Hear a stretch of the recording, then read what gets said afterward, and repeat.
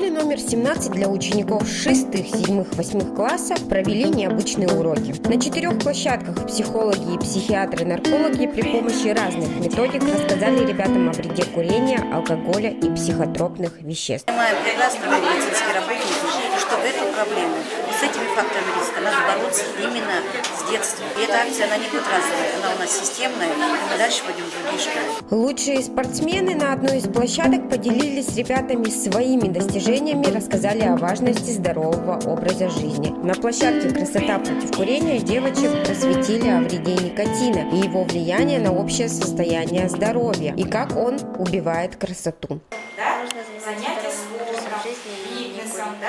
Одной из необычных площадок стала комната страха. Макеты и экспонаты, подготовленные наркологическим центром, вводили в ужас ребят. Отчасти в шоке.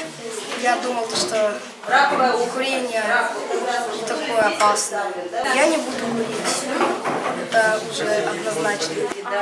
Это ужасно. Получается, если родители курят, то от их необдуманных действий страдают детей. Специалисты рассказали о раке легких и что он в 90% случаев вызван курением, о том, как скапливается смола и как выглядят легкие курильщика. Информация с школьников заставила хорошо задуматься о вреде курения. Организаторами был проведен конкурс видеороликов, где каждый класс подготовил свое видение о вреде табакокурения через презентацию. Лучшие работы будут использовать для профилактических целей в диспансере.